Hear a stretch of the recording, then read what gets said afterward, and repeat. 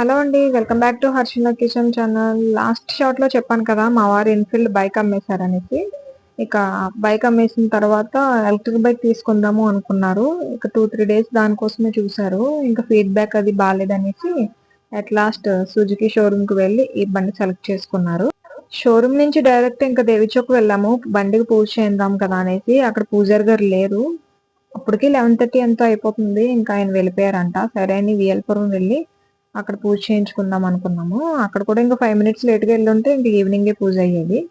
ఇంకా అక్కడ పూజ జరిగింది. జరిగింది.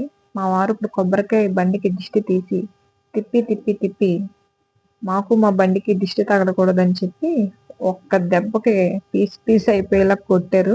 ఇంకెక్కడ కూడా గుడి క్లోజింగ్ టైంకి వెళ్ళాము. అయినా గురువుగారు బానే పూజ చేశారు. ఇంకా 2 చక్రాల కింద 2 నిమ్మకాయలు పెట్టి బండి స్టార్ట్ చేశాము. 1, 2, 3 స్టార్ట్. ఆగేదేలే. Subscribe for more videos.